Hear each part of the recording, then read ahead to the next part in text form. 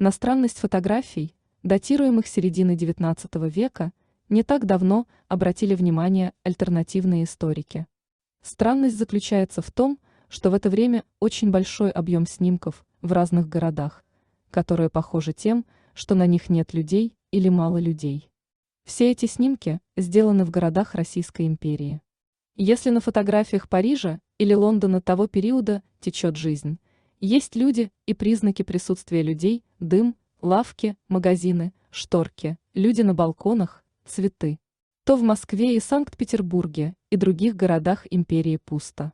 Чистота и тишина, нет ни людей, нет и признаков их присутствия. Города не только без людей, они выглядят нежилыми, нет дыма, нет цветов. У них ведь все жарилось и парилось, весь город работал на дровах, но дыма нет, где дымок от пекарен, которые пекут хлеб с самого раннего утра или ночью. А это ведь не одна фотография, таких фотографий целый пласт.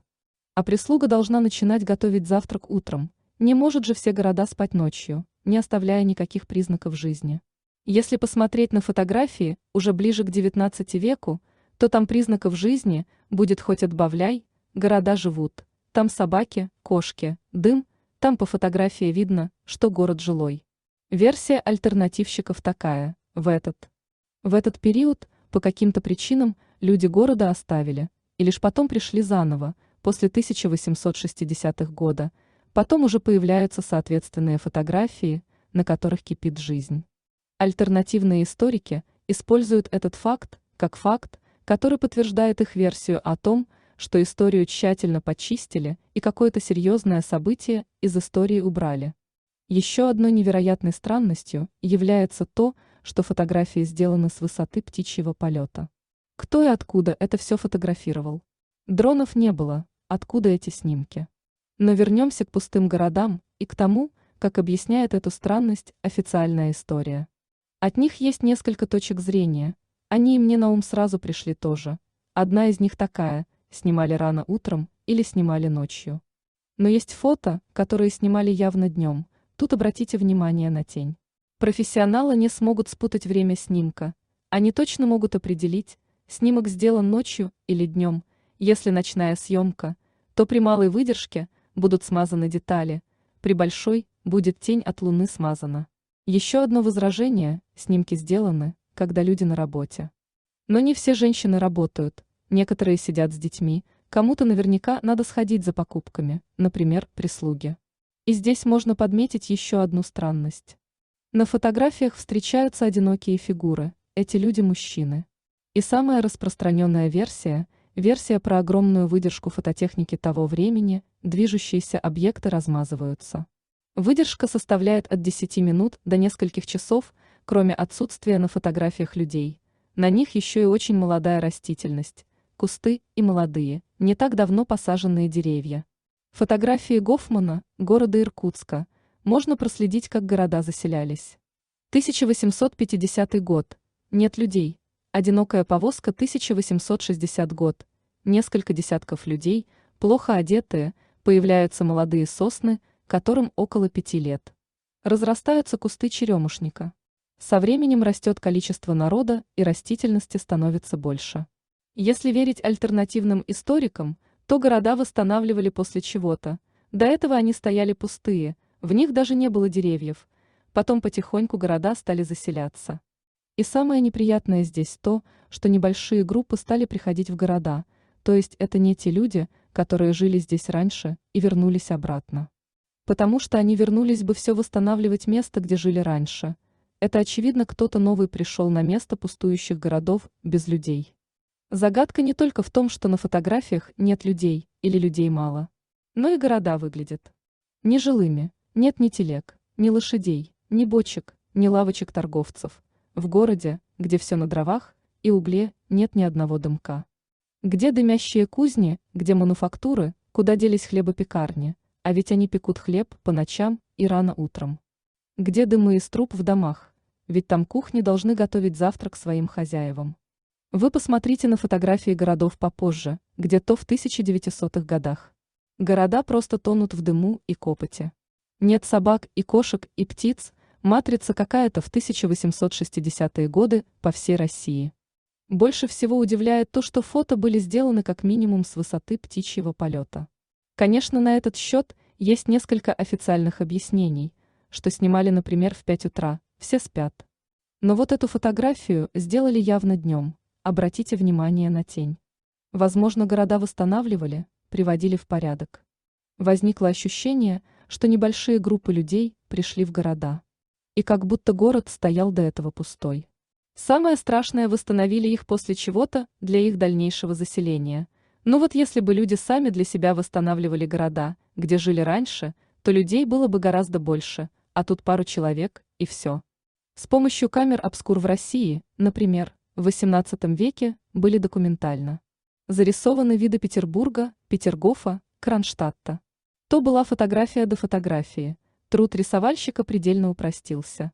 Но дерзкие люди неустанно думали над тем, как полностью механизировать процесс рисования, научиться не только фокусировать оптический рисунок на плоскости, чтобы обводить от руки, но и надежно закреплять его химическим способом.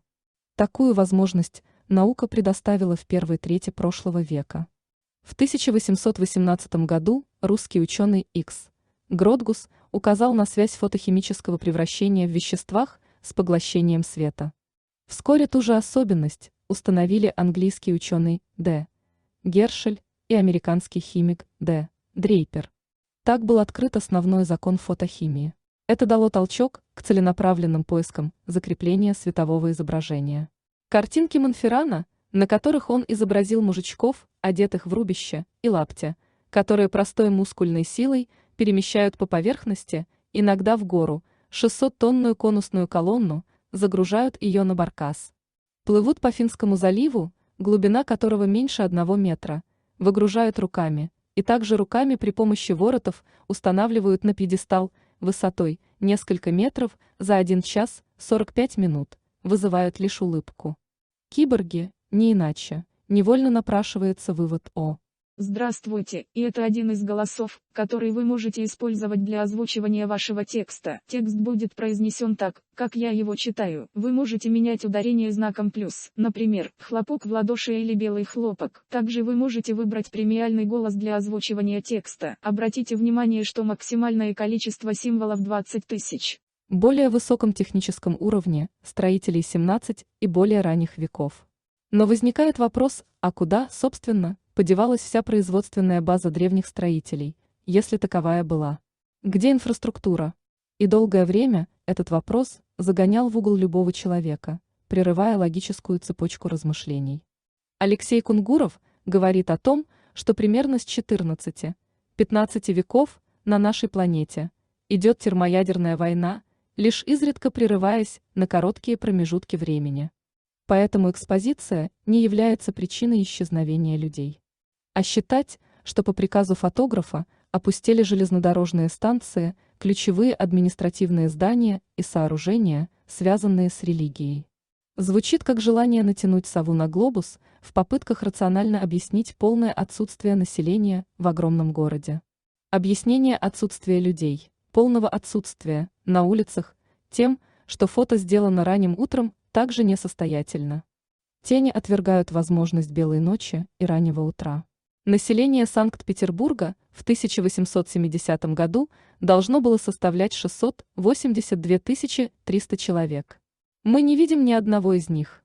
Вернее, на всей панораме мы видим 2 повозки с запряженными лошадьми, но без людей, еще 2 повозки и 2 лошади без людей, еще 2 повозки в каждой по 1 человеку, кучер.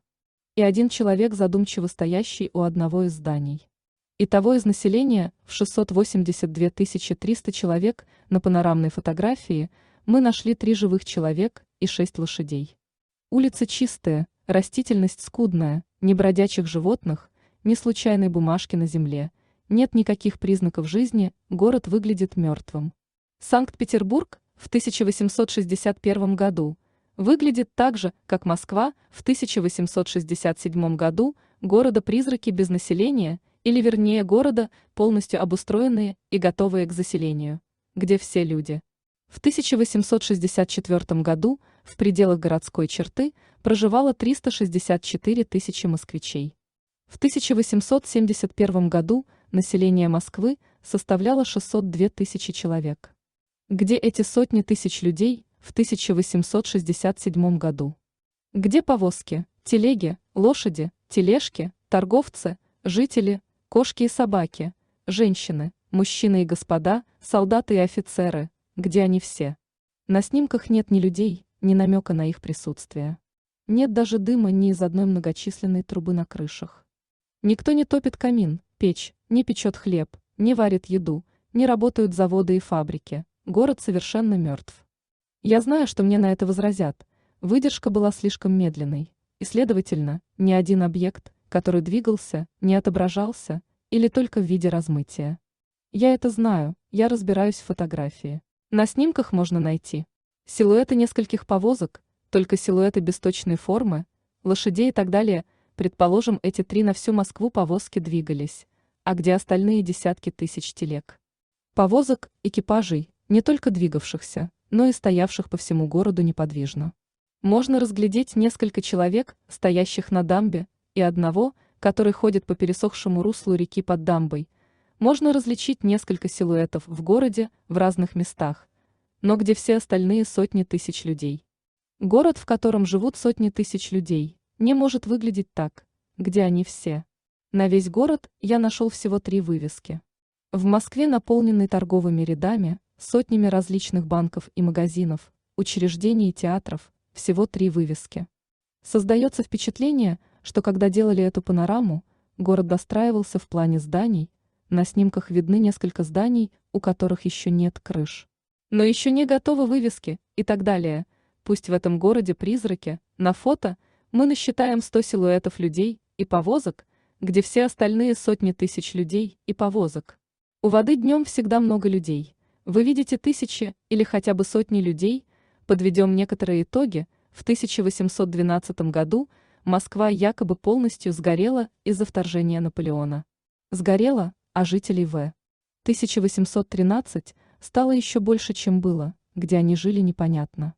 С момента, когда Москва выгорела, прошло 55 лет, и мы видим полностью отстроенный заново город с домами, храмами, огромным количеством церквей и соборов и так далее, и т.п.